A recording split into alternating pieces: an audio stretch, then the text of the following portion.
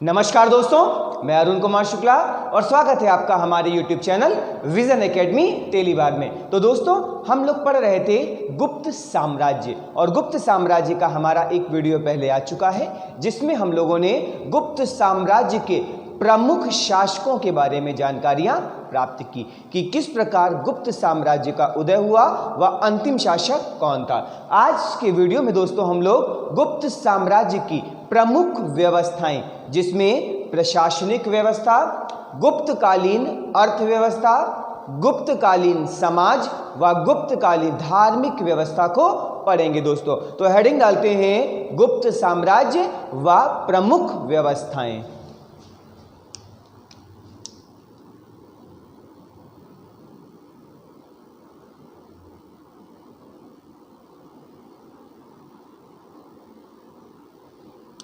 अगर दोस्तों गुप्तकालीन व्यवस्थाओं को देखा जाए तो इसमें सबसे पहले आती है आपकी प्रशासनिक व्यवस्था। तो हेडिंग डालते हैं नंबर 1 प्रशासनिक व्यवस्था। अगर प्रशासनिक व्यवस्था को देखा जाए तो जो राजा होता था ये साम्राज्य का प्रधान होता था और इसे धर्म प्रवर्तक कहा गया है। जो गुप्त शासक थे इन्होंने अपने आप को दैवीय उत्पत्ति के साथ में जोड़ा है, अर्थात कुछ शासकों ने तो स्वयं को देवता मान लिया है। जैसे चंद्रगुप्त विक्रमादित्य ने इसने कुछ स्थानों पर अपनी तुलना देवताओं के साथ में की है। अगर उपाधियों को देखें तो इनकी उपाधियों से भी ये स्पष्ट हो जाता है कि गुप्त शासक कहीं ना कहीं अन्य सभी साम्राज्यों की अपेक्षा अपने आप को दैवीय सिद्धांतों के साथ में जोड़ते हैं। यह दैवीय सिद्धांत मध्यकालीन भारत में आकर के और भी ज्यादा स्पष्ट हो जाता है। तो दोस्तों, मैंने क्या बताया, गुप्त प्रशासन में जो राजा होता था ये साम्राज्य का प्रधान होता था और इसे धर्म प्रवर्तक अर्थात धर्म को संचालित करने वाला भी कहा जाता था। तो लिख लेते हैं राजा साम्राज्य का प्रधान और इसे क्या कहा जाता था, धर्म प्रवर्तक अर्थात धर्म को फैलाने वाला। दोस्तों, अगर नेक्स्ट पॉइंट दोस्तों देखें तो मैंने बताया आपको कि गुप्त शासकों ने अपने साम्राज्य को दैवीय उत्पत्ति के साथ में जोड़ा है। तो लिख लेंगे साम्राज्य को दैवी उत्पत्ति से जोड़ा।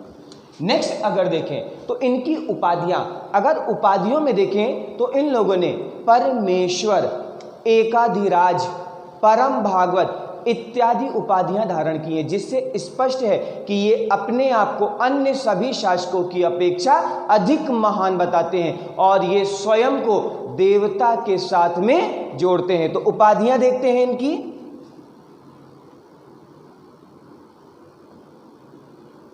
परम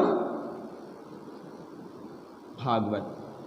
चंद्रगुप्त द्वितीय या चंद्रगुप्त विक्रमादित्य प्रथम ऐसा शासक था गुप्तकालीन जिसने परम भागवत की उपाधि को धारण किया। इसके बाद के जो शासक हुए उन्होंने भी इस उपाधि को धारण किया है, अर्थात पहला शासक चंद्रगुप्त द्वितीय या विक्रमादित्य और अधिकांश गुप्त शासकों ने भी परम भागवत की उपाधि को धारण किया है। इसका तात्पर्य हो गया कि इन्होंने अपने आप को देवता के समतुल्य माना है। अगर दूसरी उपाधियों को देखें तो पृथ्वी पाल अर्थात पृथ्वी को पालने वाला, और इस उपाधि से भी स्पष्ट है कि इन्होंने अपनी तुलना भगवान के साथ में की है। अगर नेक्स्ट उपाधि देखें तो ये है परमेश्वर अर्थात ईश्वर की उपाधि। नेक्स्ट अगर देखें तो इन्होंने सबसे प्रसिद्ध उपाधि धारण की है महाराजा धीराज। सबसे प्रसिद्ध उपाधि है महाराजा धीराज। इसके अलावा चक्रवर्ती सम्राट, इसकी भी उपाधि गुप्त शासकों ने धारण किए। और एकाधिराज अर्थात एक छत्र शासन करने वाला व्यक्ति। तो गुप्त शासकों ने ये प्रमुख उपाधियां धारण की हैं और इनकी उपाधियों से स्पष्ट होता है कि इन्होंने अपने आप को दैवीय उत्पत्ति के साथ में जोड़ा था। दोस्तों नेक्स्ट पॉइंट अगर देखें तो प्रशासन को चलाने में जो रानियां होती थी ये भी राजाओं की सहायता करती थी। और गुप्त काल में कुमार देवी जो कि चंद्रगुप्त प्रथम की पत्नी थी, इसने चंद्रगुप्त प्रथम को साम्राज्य के चलाने में मदद की थी। वह वाकाटक वंश में जिस गुप्त शासक की पुत्री का विवाह हुआ था, जिसे दोस्तों प्रभावती गुप्त कहा गया है, इससे भी साम्राज्य के चलाने का पता चलता है। तो लिख लेंगे रानियां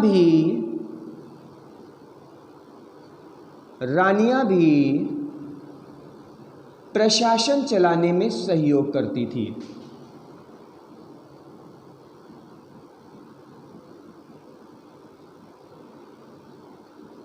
और अगर इसके उदाहरण देखे जाए दोस्तों, तो पहला उदाहरण है हमारा कुमार देवी जो चंद्रगुप्त प्रथम की पत्नी थी। व दूसरी अगर देखा जाए तो ये है प्रभावती गुप्त।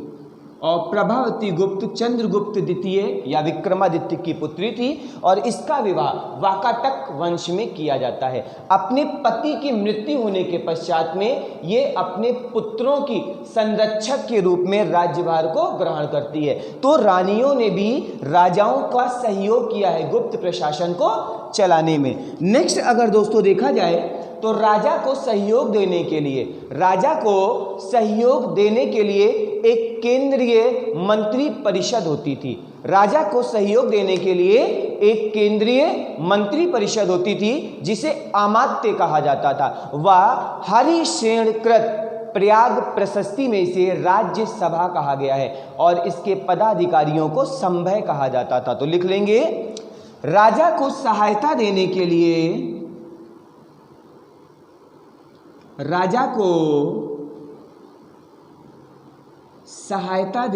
लिए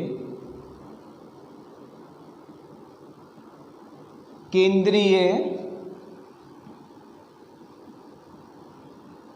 मंत्री परिषद।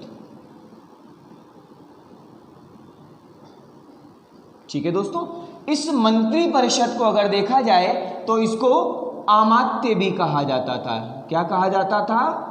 अमात्य भी कहा जाता था, जिसे प्रयाग प्रशस्ति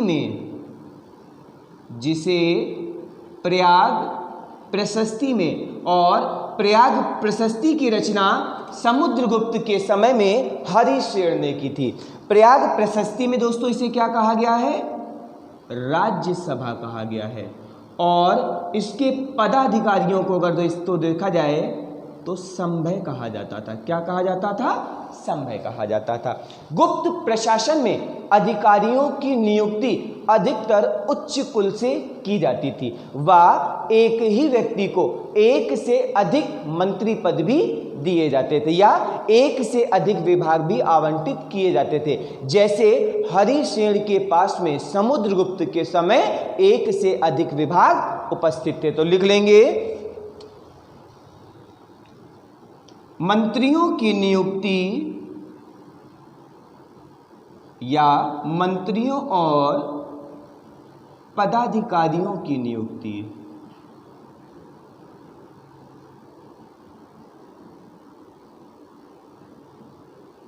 उच्च वर्ग से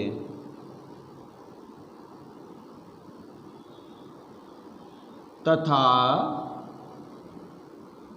एक ही व्यक्ति को एक से अधिक विभाग भी।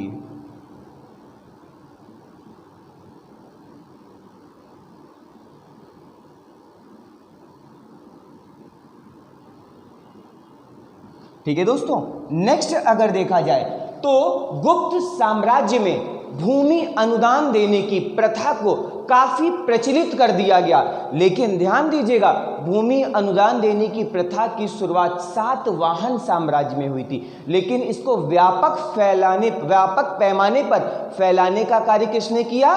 गुप्त शासकों ने किया। तो कह सकते हैं सामंती प्रथा में गुप्त शासकों ने भूमि अनुदान को काफी प्रचलित किया। लिख लेंगे, पदाधिकारियों को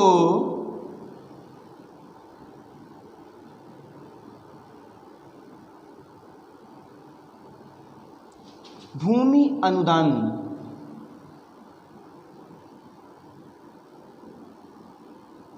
और यहां पे लिख लेंगे सामंती प्रथा प्रचलित। ठीक है दोस्तों। अब अगर यहां पे केंद्रीय मंत्रिपरिषद को देखा जाए तो केंद्रीय मंत्रिपरिषद के जो प्रमुख मंत्री हैं या प्रमुख जो व्यक्ति होते थे और उनको कौन से विभाग आवंटित किए जाते थे, इसकी जानकारी आपको हमारे चैनल के डिस्क्रिप्शन बॉक्स से मिल जाएगी दोस्तों। नेक्स्ट अगर देखा जाए तो जो प्रशासन है, प्रशासन को दोस्तों अन्य कई भागों में बांटा गया है। साम्राज्य का प्रमुख कौन है? राजा। साम्राज्य को अनेक प्रांतों में बांटा गया है, जिसे देश, भुक्ति या अवनी भी कहा गया है, और इसका प्रधान कहलाता था उपरिक। व सीमा प्रांतों पर गोप्ता की नियुक्ति की जाती थी, और गोप्ता मुख्य रूप से राजकुमार होते थे या योग्य व्यक्ति होते थे, और इनकी नियुक्ति 5 वर्षों के लिए की जाती थी। अगर दोस्तों साम्राज्य को देखा जाए तो गुप्त साम्राज्य का जो प्रधान है दोस्तों, ये कौन है? आपका राजा कहलाता था। और साम्राज्य को अनेक प्रांतों में विभाजित किया गया है। किसमें विभाजित किया गया है? अनेक प्रांतों में विभाजित किया गया है, जिसे देश, भुक्ति या अवनी भी कहा जाता था। लिख लेंगे ब्रैकेट में, इन्हें देश, भुक्ति या अवनी भी कहा जाता था। और अगर देखा जाए तो यहां पर नियुक्ति किसकी की जाती थी? उपरिक नामक अधिकारी की नियुक्ति की जाती थी। तो यहां का प्रधान कौन होता था? उपरिक होता था। और सीमा प्रांतों के लिए गोप्ता की नियुक्ति की जाती थी, और गोप्ता का पद 5 वर्ष का होता था, और अधिकतर इस पद पर राजकुमारों की नियुक्ति की जाती थी। तो लिख लेंगे नोट करके छोटा सा, सीमा प्रांतों पर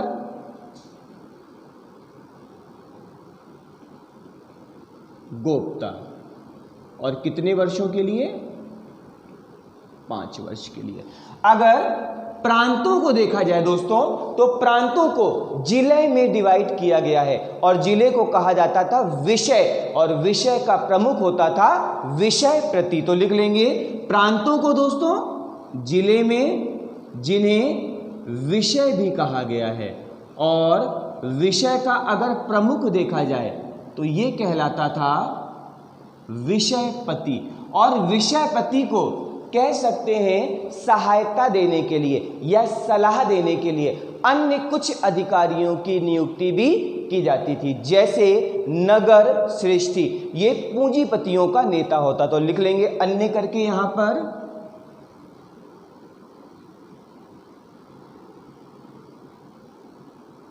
नगर श्रेष्ठी, और ये पूंजीपतियों का नेता होता था। नेक्स्ट अगर दोस्तों इसमें देखा जाए तो कहलाता है प्रथम कुलिक, इसे कहा जाता था प्रधान शिल्पी। तो लिख लेंगे नंबर 2 प्रथम कुलिक, और इसे कहा जाता था प्रधान शिल्पी। अगर नंबर 3 देखा जाए तो यह है आपका प्रथम कायस्थ, और कायस्थ जो था इसका कार्य था लिखा पढ़ी का। तो मुख्य लेखक जो था, जो लिखा पढ़ी करता था, इसे कहा जाता था प्रमुख कायस्थ। नंबर 3 अगर देखें तो प्रमुख कायस्थ, और ये कौन था? प्रमुख या प्रधान लेखाकार। और जो चौथा अधिकारी होता था इसे कहा जाता था सार्थवाह। और सार्थवाह जो था ये व्यापारियों का नेता कहलाता था। क्या कहलाता था? व्यापारियों का नेता कहलाता था। तो चौथा है आपका सार्थवाह, व्यापारी दल का नेता। अगर जिले को देखा जाए दोस्तों तो जिले के बाद में आता है हमारा नगर प्रशासन। और नगर प्रशासन का जो प्रमुख होता था इसे पुरपाल कहा जाता था। और पुरपाल में अगर पुरपाल देखा जाए दोस्तों तो ये तहसीलों के माध्यम से अपने प्रशासन को चलाता था। और स्थानीय प्रशासन में पेट होते थे। पेट जो था ये ग्रामों का समूह कहलाता था। और जो सबसे छोटी इकाई थी इसे ग्राम कहा जाता था। सबसे छोटी इकाई को ग्राम कहा जाता था, जिसका प्रमुख ग्रामिक कहलाता था। वह महतर जो था ये अन्य अधिकारी था। तो लिख लेंगे नगर प्रशासन,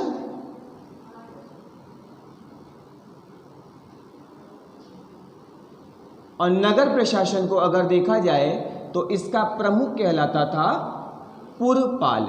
नगर प्रशासन के बाद में अगर दोस्तों देखें तो स्थानीय प्रशासन अर्थात लोकल गवर्नमेंट की शुरुआत हो जाती थी, जो तहसीलों के माध्यम से की जाती थी। तो लिख लेंगे स्थानीय प्रशासन,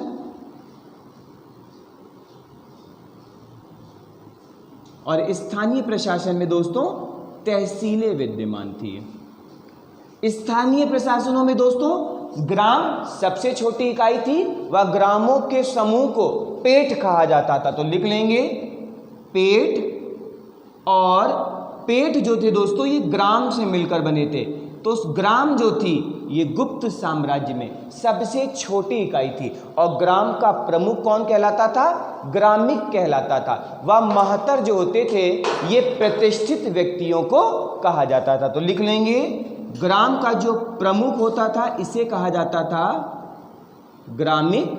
व अन्य व्यक्तियों को देखें तो इसमें आते थे हमारे महतर। और जो महतर होता था ये गांव का क्या होता था? लिख सकते हैं कुलीन व्यक्ति। तो ये था दोस्तों गुप्तकालीन प्रशासन। तो गुप्तकालीन प्रशासन में अगर साम्राज्य को देखें तो गुप्त साम्राज्य का प्रमुख राजा होता था। और साम्राज्य को अनेक प्रांतों में विभाजित किया गया था, जिसका प्रमुख कौन होता था? उपरिक होता था। सीमा प्रांतों के लिए गोप्ता की नियुक्ति की जाती थी। प्रांतों के बाद में आता था जिला प्रशासन, जिसका प्रमुख विषयपति होता था। जिला प्रशासन के बाद में आता है नगर प्रशासन, जिसका प्रमुख पुरपाल कहलाता है। और इसके बाद में आता है स्थानीय प्रशासन, जो कि तहसीलों के माध्यम से किया जाता था। स्थानीय प्रशासनों में अगर देखें तो ग्रामों के समूहों को पेट कहा जाता था। वह प्रशासन की सबसे छोटी इकाई ग्राम कहलाती थी, जिसका प्रमुख ग्रामिक कहलाता था। वह ग्रामिक की सहायता करने के लिए महतर होते थे। और महतर जो होते थे ये गांव के उच्च वर्ग के लोग होते थे या कुलीन व्यक्ति होते थे। तो दोस्तों इसके बाद में हेडिंग डालते हैं हम लोग न्याय व्यवस्था। तो हेडिंग डालेंगे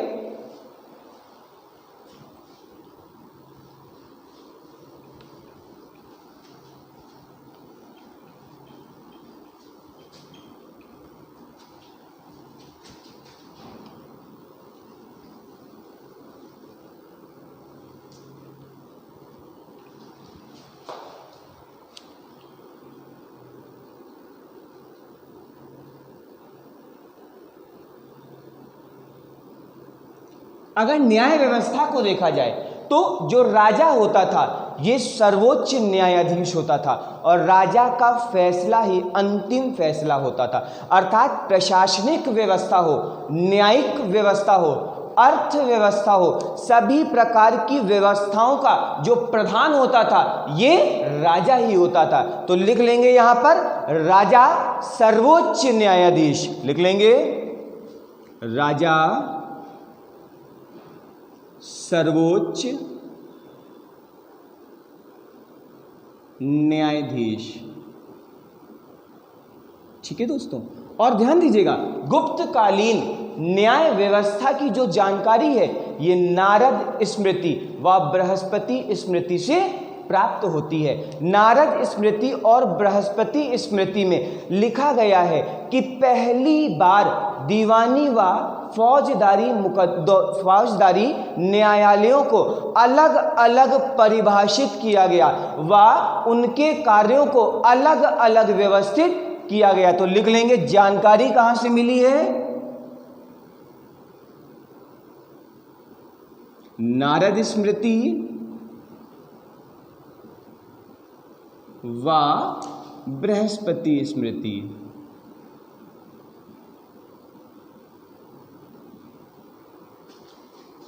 ध्यान दीजिएगा दोस्तों, जब मैंने आपको मौर्य साम्राज्य पढ़ाया था तो उसमें भी न्याय व्यवस्था में मैंने बताया था कि दो प्रकार के न्यायालय होते थे। पहला धर्माधिकरण और दूसरा कंटक शोधन।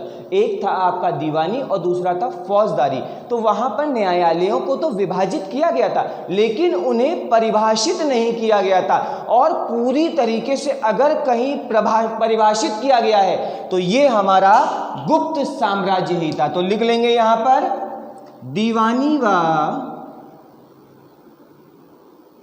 फौजदारी न्यायालयों को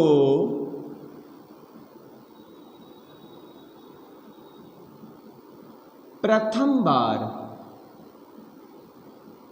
सुव्यवस्थित व परिभाषित किया।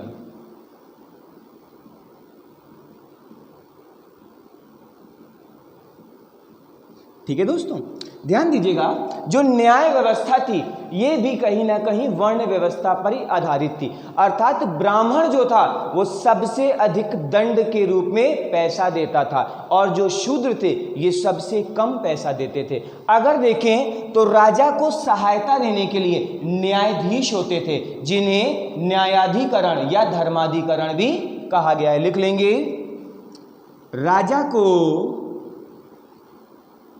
सहायता देने के लिए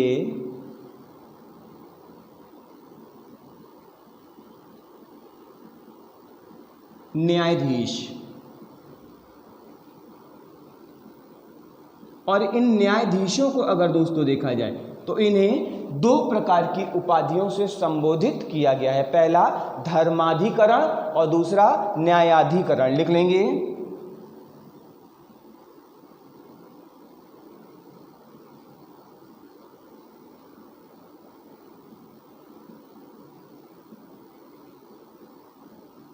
ठीक है दोस्तों। नेक्स्ट अगर देखें तो नारद स्मृति से दोस्तों जानकारी प्राप्त होती है कि यहाँ पर दो प्रकार के न्यायालय थे। पहला पुग था और दूसरा कुल था। पुग जो था ये नगर में रहने वाले निवासियों के लिए था और जो कुल था ये समान परिवारों के लिए था। तो लिख लेंगे न्यायालय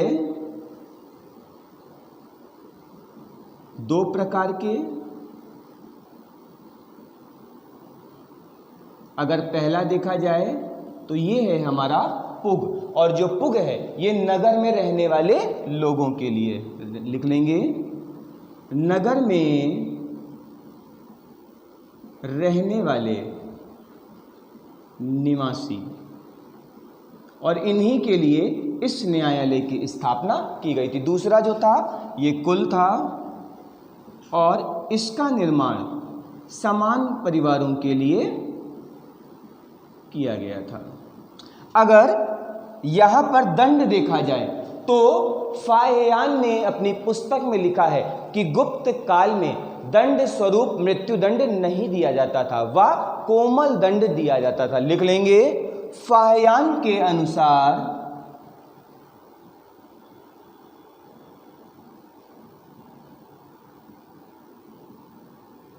दंड व्यवस्था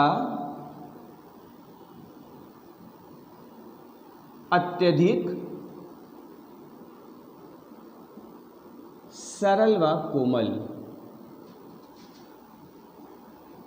और ब्रैकेट में लिख लेंगे मृत्यु दंड नहीं दिया जाता था। अगर कोई व्यक्ति एक अपराध कई बार करता था तो उसके दाहिने हाथ को काट लिया जाता था। नेक्स्ट हेडिंग अगर हम देखें तो हेडिंग डालते हैं सैन्य व्यवस्था।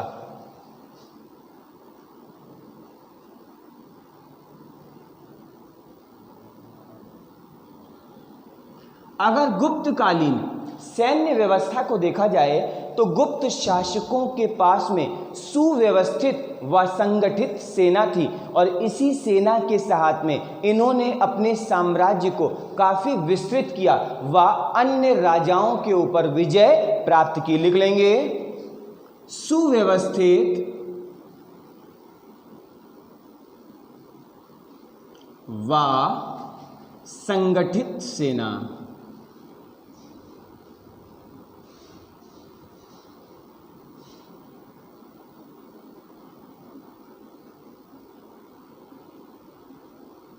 और जो राजा होता था ये सैन्य व्यवस्था का भी प्रधान होता था। अगर मुख्य सैन्य अधिकारी को देखें तो इसे कहा जाता था महाबलीधिकृत। लिख लेंगे, मुख्य अधिकारी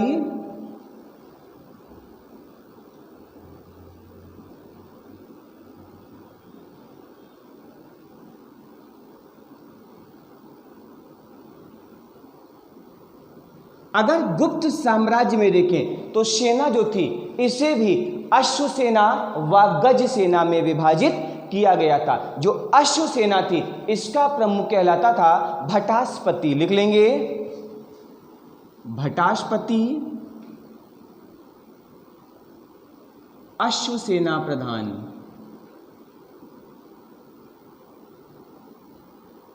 व महापीलपूती जो ये था ये गज सेना का प्रधान था। व महापीलपूती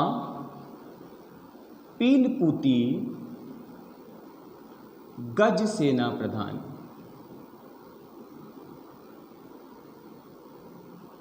युद्ध की स्थिति में या अन्य किसी आक्रमण की स्थिति में जो राजा होता था वो सैन्य व्यवस्था को अपने हाथों में ले लेता था। वह जो हथियार होते थे वह जो कह सकते हैं रसीदें कटती थी, जो सेनाओं के संचालन होता था, इसके लिए रणभंडारिक नामक एक अधिकारी होता था। तो अन्य अधिकारी लिख लेंगे,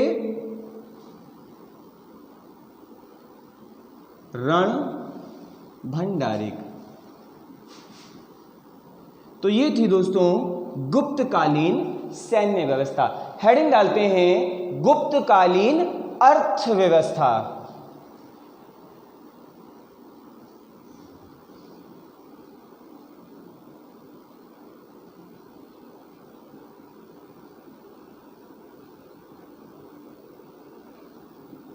ठीक है दोस्तों, अगर अर्थव्यवस्था को देखा जाए तो गुप्त शासकों की अर्थव्यवस्था का जो प्रधान था वो भूमि थी और भूमि से ही राजाओं को कर प्राप्त होता था जिससे धन्य धान्य में वृद्धि होती थी। सैद्धांतिक तौर पर जो राजा होता था वो भूमि का प्रमुख होता था, परंतु व्यवहारिक रूप से जो किसान होता था ये भूमि का प्रधान होता था। तो लिख लेंगे अर्थव्यवस्था का प्रमुख भूमि।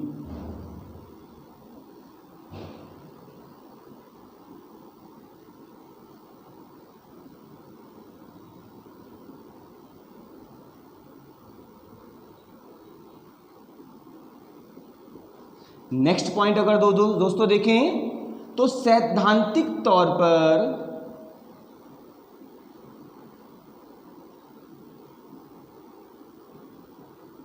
राजा प्रधान, परंतु व्यवहारिक तौर पर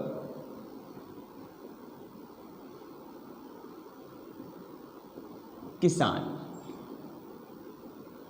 ठीक है दोस्तों, नेक्स्ट अगर देखें तो गुप्त शासकों ने ब्राह्मणों को भूमि दान देने की प्रथा की भी शुरुआत की है। तो लिख लेंगे ब्राह्मणों को सर्वाधिक भूमि दान।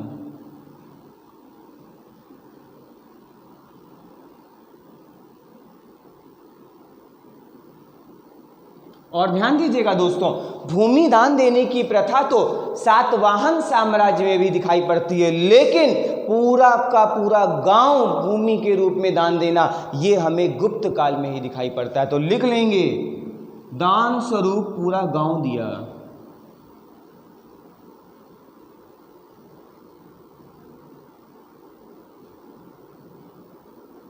नेक्स्ट पॉइंट अगर दोस्तों देखें तो चंद्रगुप्त द्वितीय या विक्रमादित्य के दरबार में रहते थे अमर सिंह, जो कि उनके प्रमुख कोशकार थे। और अमर सिंह ने अपनी पुस्तक अमर कोश में 12 प्रकार की भूमियों का वर्णन किया है। अर्थात गुप्त साम्राज्य में जो भूमि थी इसे 12 भागों में विभाजित किया गया था। और इस 12 में से जो प्रमुख प्रकार की भूमि है वो मैं आपको लिखाता हूं। तो लिख लीजिए, नेक्स्ट हेडिंग दोस्तों डालेंगे,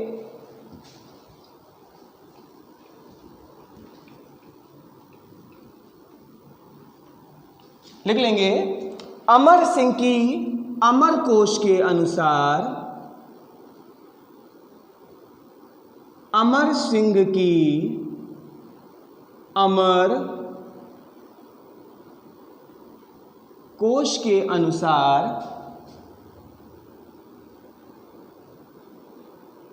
12 प्रकार की भूमि,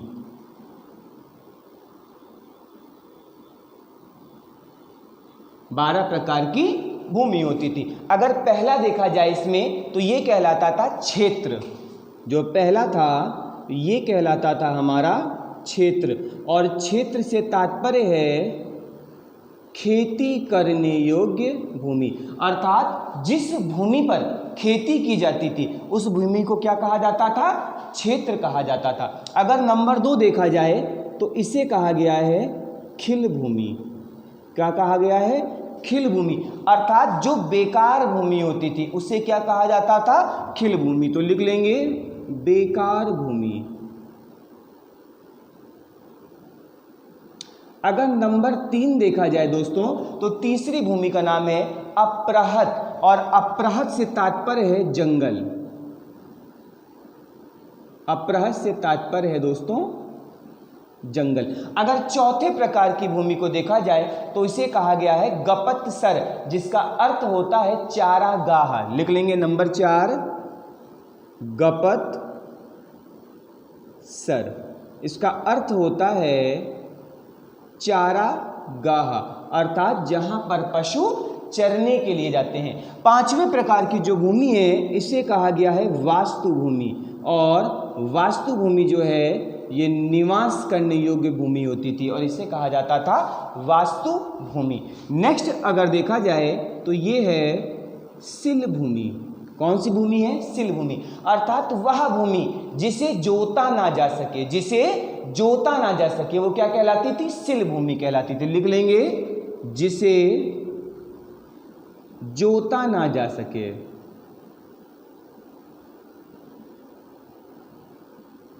नेक्स्ट अगर दोस्तों देखा जाए तो यह है आपकी देव मात्रक भूमि, अर्थात वर्षा द्वारा सींची जाने वाली भूमि। लिख लेंगे देव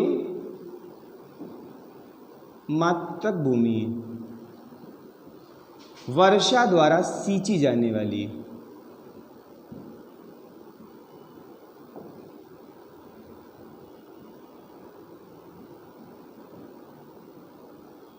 नेक्स्ट दोस्तों है अदेव मात्रक। नेक्स्ट है आपकी अदेव मात्रक।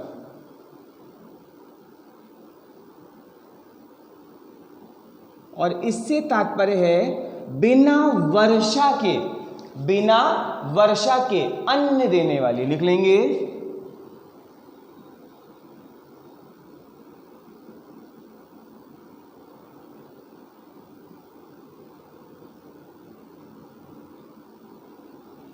नेक्स्ट दोस्तों जो 9वें प्रकार की भूमि है इसे कहा गया है नदी मात्रक। इसका अर्थ होता है नदी से सींची जाने वाली भूमि। लिख लेंगे अर्थात नदी द्वारा सींची जाने वाली।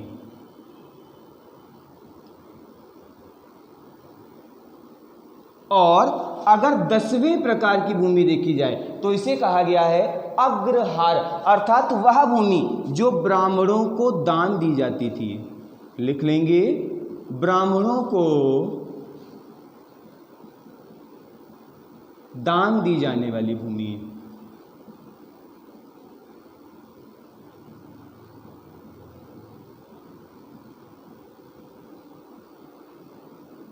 ठीक है दोस्तों, नेक्स्ट पॉइंट अगर देखा जाए तो हेडिंग डालते हैं कर व्यवस्था, क्योंकि भू राजस्व या राजस्व के लिए जो राजा होता था ये विभिन्न प्रकार के कर लगाता था और करों के द्वारा ही इन्हें आमदनी होती थी। करों में अगर पहला देखें तो ये है हमारा भाग, पहला है हमारा भाग, और जो भाग है ये भू राजस्व होता था और ये कुल उपज का 1/6 भाग होता था। लिख लेंगे भू राजस्व और डैश करके लिख लेंगे उपज का 1/6 भाग। अगर नंबर 2 देखा जाए तो ये है हमारा भोग, नंबर 2 है हमारा भोग, अर्थात राजा को दिया जाने वाला उपहार स्वरूप, लिख लेंगे उपहार स्वरूप राजा को दिया जाने वाला कर।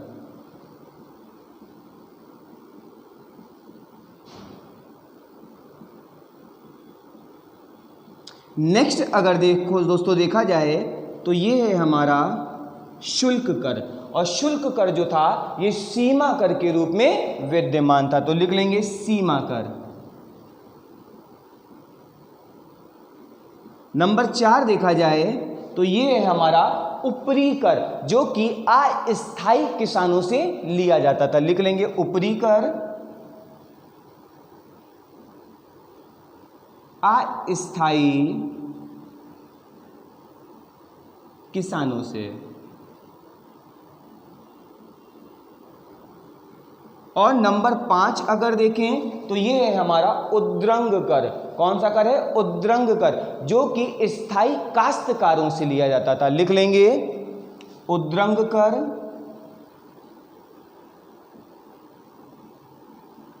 स्थायी काश्तकारों से। नंबर 6 अगर देखा जाए तो ये है हमारा बलि, और बलि एक प्रकार का धार्मिक कर है, जो कि कब लिया जाता था? गुप्त साम्राज्य में लिया जाता था। तो लिख लेंगे धार्मिक कर। नेक्स्ट अगर देखें तो हलिव कर। हलिव जो है ये हल शब्द से बना है, अर्थात हल रखने वाले किसानों से लिया जाने वाला कर हलिव कर कहलाता था। अब ध्यान दीजिएगा, जो कर होता था वो नगद भी लिया जाता था, अर्थात मुद्रा के रूप में भी लिया जाता था, और अन्न के रूप में भी लिया जाता था। तो हिरण्य जो था ये नगद लिया जाता था,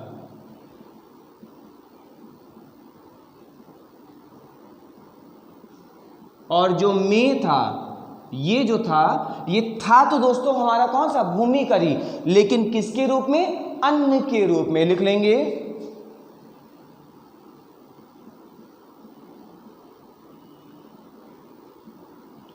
दोस्तों, जो गुप्त शासक थे इन्होंने अपनी अर्थव्यवस्था को सुदृढ़ करने के लिए बड़े पदाधिकारियों की नियुक्ति कर रखी थी, जिनका कार्य ही था कि अर्थव्यवस्था में करों के प्रकार को निर्धारित करना व करों को साम्राज्य के लोगों से एकत्रित करना। तो अगर मुख्य अधिकारी लिखे जाएं तो लिख लेंगे नंबर 1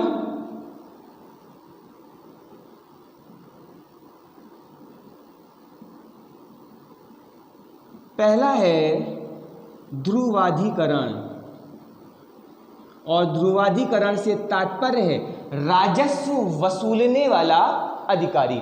राजस्व वसूलने वाला अधिकारी तो जो था उसे क्या कहा जाता था? ध्रुवाधिकरण कहा जाता था। और दूसरा जो अधिकारी था इसका नाम था महाछप्पटलिक, और ये लिपिक का कार्य करता था। तो लिख लेंगे ध्रुवाधिकरण, राजस्व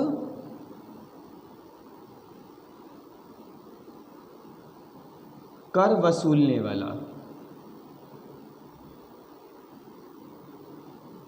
और दूसरा जो अधिकारी है इसका नाम है महाछप्पटलिक।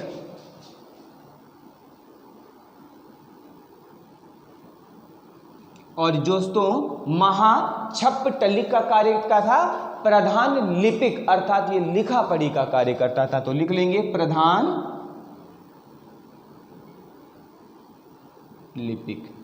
तो ये थी दोस्तों गुप्तकालीन अर्थव्यवस्था, जिसमें हम लोगों ने भूमि के प्रकार देखे व करों के प्रकार देखे। नेक्स्ट अगर देखें तो गुप्त शासकों ने श्रेणी संगठन का निर्माण कर रखा था। यह श्रेणी संगठन जो था ये व्यापार और वाणिज्य पर नियंत्रण रखता था। यह व्यापार व वाणिज्य पर नियंत्रण रखता था। इसे अपने कानून बनाने का अधिकार था, अपने व्यापारियों को न्याय दिलाने का अधिकार था, उन्हें दंड देने का अधिकार था। इसके अतिरिक्त मंदिरों का निर्माण, जलाशयों का निर्माण व अन्य जितने भी कार्य थे दोस्तों व्यापारियों से संबंधित, ये श्रेणी संगठन के द्वारा ही किए जाते थे। तो नेक्स्ट लिखेंगे श्रेणी संगठन।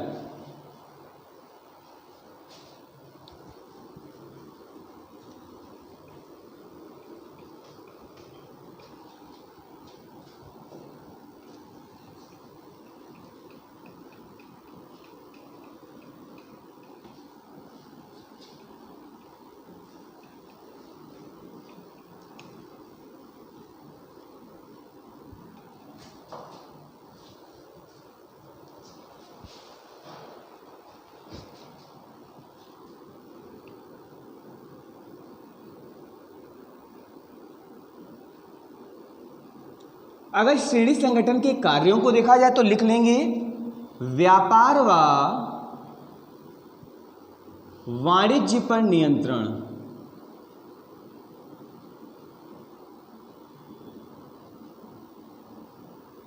इसके अतिरिक्त बैंकों का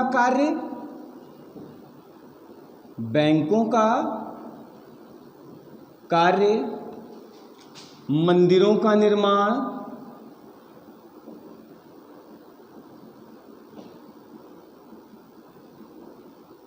आश्रयों का निर्माण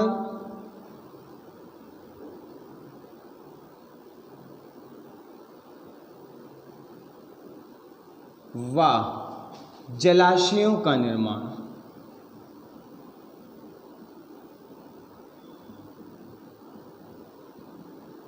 ध्यान दीजिएगा दोस्तों, जो ये श्रेणी संगठन था ये स्वतंत्र होता था और इसकी नियुक्ति जो थी ये शासकों के द्वारा की जाती थी।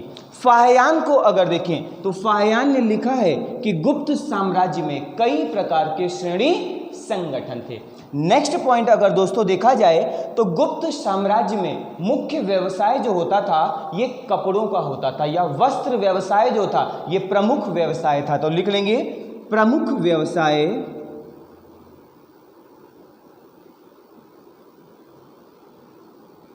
वस्त्र। अगर व्यवसाय के प्रमुख केंद्रों को देखा जाए तो इसमें उज्जैन, भड़ौच, प्रतिष्ठान। तो लिख लेंगे प्रमुख स्थान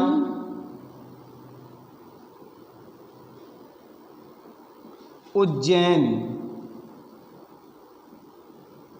और दोस्तों ध्यान दीजिएगा ये गुप्तकालीन जितने भी नगर हैं उन सभी में सबसे प्रधान था, क्या नाम था? उज्जैन। नेक्स्ट अगर देखें तो भड़ौच, प्रतिष्ठान, मथुरा, कौशंबी, प्रयाग व ताम्र लिप्ति। लिख लेंगे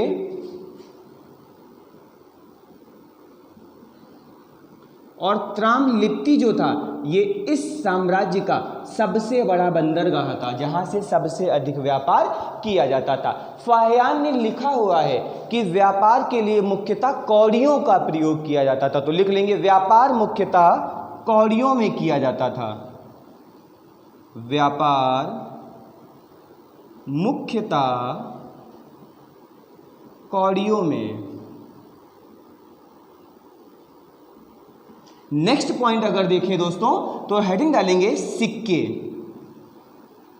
तो गुप्त शासकों ने चांदी, सोने व तांबे तीनों प्रकार के सिक्कों को चलाया है। अगर सोने के सिक्कों को देखा जाए तो गुप्त शासकों ने सर्वाधिक मात्रा में सोने के सिक्के चलाए हैं, लेकिन शुद्ध सोने के सिक्के जो हैं ये कुषाण शासकों ने चलाए हैं। तो लिख लेंगे सोने, चांदी व तांबे के। अगर सोने के सिक्कों को देखा जाए तो इन्हें दिनार कहा जाता था, इन्हें दिनार कहा जाता था। और अगर चांदी के सिक्कों को देखा जाए तो इन्हें रुपया कहा जाता था या रुपए कहा जाता था दोस्तों। और गुप्त शासकों ने सर्वाधिक सोने के सिक्के चलाए हैं, लेकिन शुद्ध सोने के सिक्के जो हैं ये कुषाणों ने चलाए हैं। नेक्स्ट हेडिंग डालते हैं दोस्तों, सामाजिक व्यवस्था या गुप्तकालीन समाज।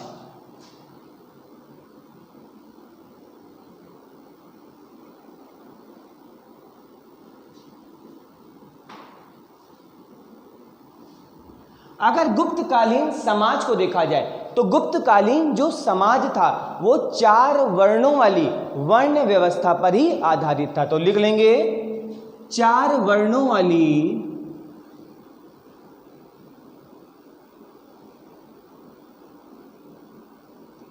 वर्ण व्यवस्था पर आधारित।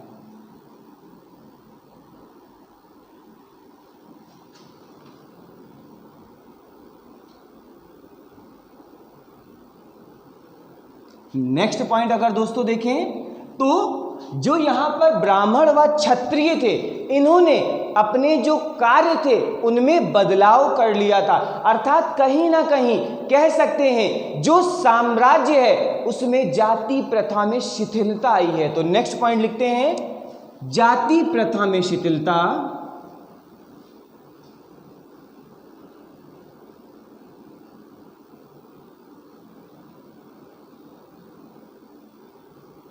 व ब्राह्मणों और क्षत्रियों ने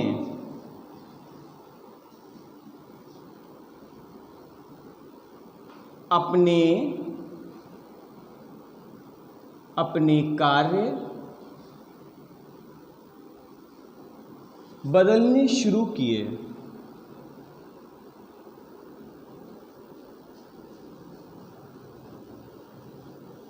नेक्स्ट पॉइंट अगर दोस्तों देखा जाए तो ह्वेन-सांग के अनुसार, नेक्स्ट पॉइंट अगर देखा जाए तो ह्वेन-सांग के अनुसार दोस्तों जो समाज था इसमें जो शूद्र थे उनकी स्थिति जो थी वो अच्छी हो गई थी और कृषि कार्य में अधिक संलिग्ध थे। तो लिख लेंगे शूद्र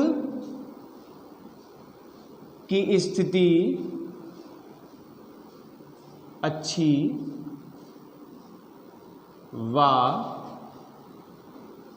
कृषि कार्य में संलग्न। और इसी कारण दोस्तों कह सकते हैं यहां पर जो शूद्र थे इन्हें वैश्यों के समान मान लिया गया था या वैश्यों के बराबर ही इनको अधिकार प्राप्त हो गए थे। नेक्स्ट पॉइंट अगर देखा जाए तो कायस्थ नामक नवीन जाति का उदय और इसका प्रथम साक्ष्य मिलता है याज्ञवल्क स्मृति में।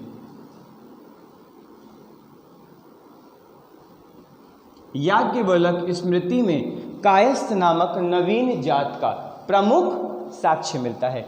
नेक्स्ट अगर देखा जाए दोस्तों तो चांडाल पाए जाते थे और चांडाल जो थे ये निम्न जाति के होते थे या अछूत होते थे और इन्हें जब समाज में एंट्री करते थे तो घंटा बजाते हुए या आवाज करते हुए अंदर आने का आदेश था। तो लिख लेंगे चांडाल व अछूतों की संख्या में वृद्धि।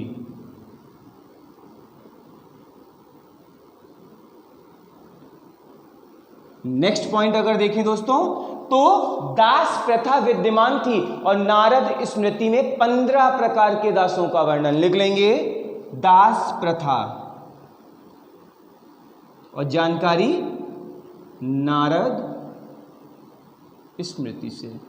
नेक्स्ट पॉइंट अगर देखें दोस्तों तो यहां पर जो शूद्र हैं इन्हें रामायण, महाभारत व पुराण सुनने का अधिकार प्राप्त हुआ। लिख लेंगे शूद्रों को रामायण, महाभारत व पुराण सुनने का अधिकार।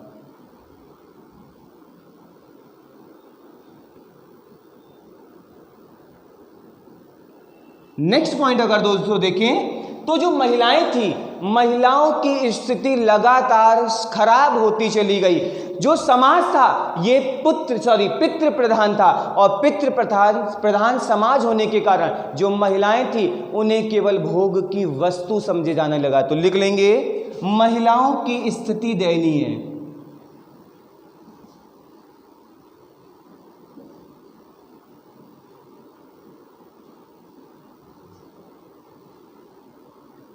और अगर इस दयनीय होने के कारणों को देखा जाए तो लिख लेंगे बाल विवाह, कौमा पर्दा प्रथा। ध्यान दीजिएगा दोस्तों, जो विदेशी लेखक हैं इन्होंने पर्दा प्रथा को नहीं माना है, लेकिन भारतीय लेखकों के अनुसार भारत में पर्दा प्रथा विद्यमान थी। नेक्स्ट अगर देखा जाए तो सती प्रथा, अर्थात पति के मरने के बाद पत्नी को उसी अग्निकुंड में जला देना। और इसका प्रथम साक्ष्य गुप्त काल में ही भानुगुप्त के ऐरण अभिलेख से प्राप्त होता है, जो कि 510 एडी में लिखा गया था। नेक्स्ट अगर देखा जाए तो विधवाओं की स्थिति दयनीय है।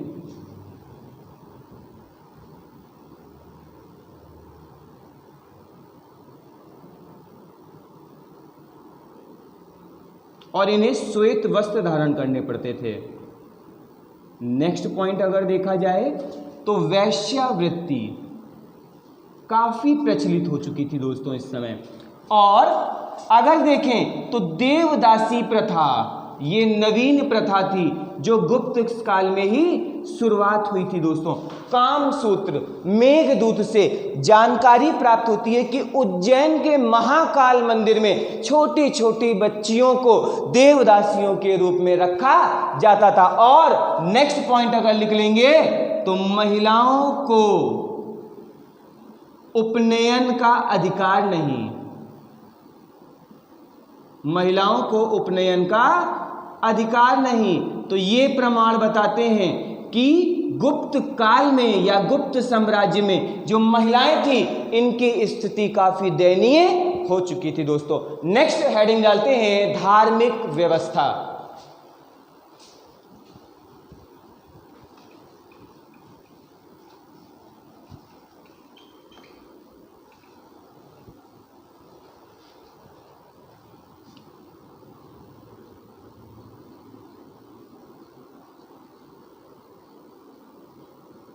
अगर धार्मिक व्यवस्था को देखा जाए तो गुप्त शासकों ने अगर देखें तो सबसे पहले जो धर्म धारण किया है इसका नाम है वैष्णव धर्म। अधिकांश गुप्त शासकों ने वैष्णव धर्म को संरक्षण दिया। और गुप्त साम्राज्य का जो राजकीय धर्म था वो कौन सा था? वैष्णव। और इनका राजकीय चिन्ह जो था वो विष्णु का वाहन गरुड़ था। अर्थात गुप्त शासक वैष्णव धर्म के अनुयायी थे। लिख लेंगे राजकीय धर्म। अगर इनका राज्य चिन्ह देखा जाए या राजकीय चिन्ह देखा जाए तो गरुड़। और दोस्तों समुद्रगुप्त व चंद्रगुप्त द्वितीय ने गरुड़ के आकृति के सिक्के चलाए थे। नेक्स्ट अगर देखा जाए तो जो चंद्रगुप्त विक्रमादित्य है और इसका जो सेनापति है वीरसेन, इन्होंने उदयगिरी में विष्णु पद का निर्माण करवाया है। और स्कंदगुप्त के व अन्य लेखकों के जूनागढ़ अभिलेख से जानकारी प्राप्त होती है कि ये जो अभिलेख हैं इनकी जो शुरुआत हुई है ये विष्णु स्तुति से ही हुई है। तो लिख लेंगे जूनागढ़ अभिलेख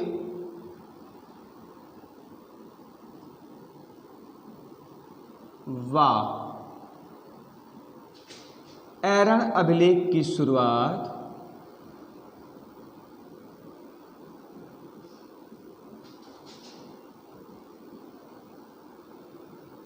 विष्णु स्तुति से।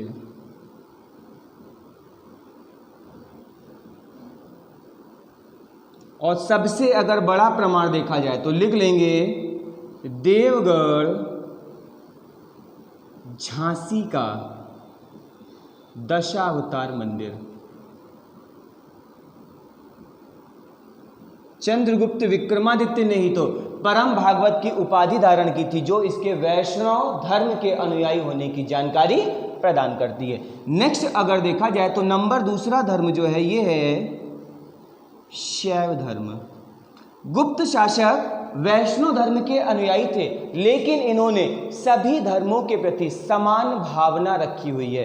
ध्यान दीजिएगा दोस्तों, यहाँ पर शैव धर्म को देखा जाए तो कुमारगुप्त व स्कंदगुप्त का जो नाम है ये शिवपुत्र कार्तिकेय के नाम पर है। लिख लेंगे कुमारगुप्त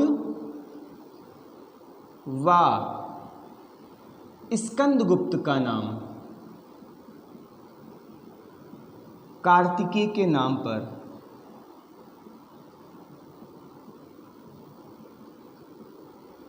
नेक्स्ट अगर देखें दोस्तों तो अर्धनारीश्वर प्रतिमा का अंकन, अर्धनारीश्वर प्रतिमा का अंकन गुप्त काल में ही किया गया, जिसमें आधी प्रतिमा जो है वो शिव की है और आधा स्वरूप जो है वो पार्वती का है। इसके अतिरिक्त अगर देखें तो हरिहर की मूर्ति, और ये मूर्ति दोस्तों दो भगवानों की है, जिसमें पहले भगवान है आपके विष्णु और दूसरे भगवान है शिव। व त्रिमूर्ति की पूजा, व त्रिमूर्ति की पूजा अर्थात त्रिदेव के रूप में ब्रह्मा विष्णु व महेश की पूजा भी दोस्तों शैव धर्म के प्रधान के रूप में होती है। और ये कब शुरू हुई? गुप्त साम्राज्य में ही। व कुमार गुप्त ने कार्तिकेय के वाहन मयूर के अंकन के चित्र चलाए थे दोस्तों। नेक्स्ट पॉइंट अगर देखा जाए तो वैष्णव धर्म जो था प्रधान धर्म था, शैव धर्म के भी अनुयायी थे, अर्थात ब्राह्मण धर्म जो था ये गुप्तों का प्रमुख धर्म था। इसके अतिरिक्त बौद्ध धर्म को भी संरक्षण नहीं दिया था, लेकिन कहीं ना कहीं इसके प्रति सहानुभूति थी, क्योंकि कुमारगुप्त ने नालंदा बौद्ध विहार की स्थापना करवाई थी दोस्तों। तो लिख लेंगे यहां पर नोट करके, बौद्ध व जैनों को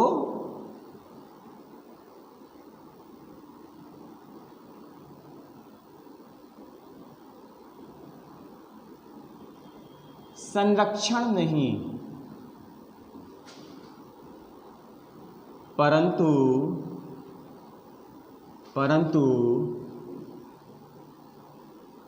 धर्म की वृद्धि के कार्य किए।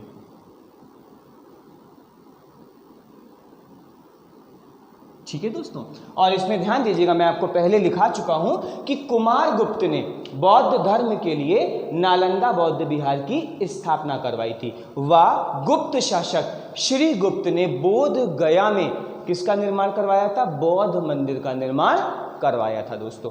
तो यहां पर दोस्तों आज हमारा ये टॉपिक समाप्त होता है। नेक्स्ट टॉपिक में हम लोग गुप्तकालीन कला व स्थापत्य को पढ़ेंगे दोस्तों। तो अगर आपको वीडियो आज का अच्छा लगा हो तो कृपया वीडियो को लाइक करें, चैनल को सब्सक्राइब करें व अधिक से अधिक शेयर करें। धन्यवाद।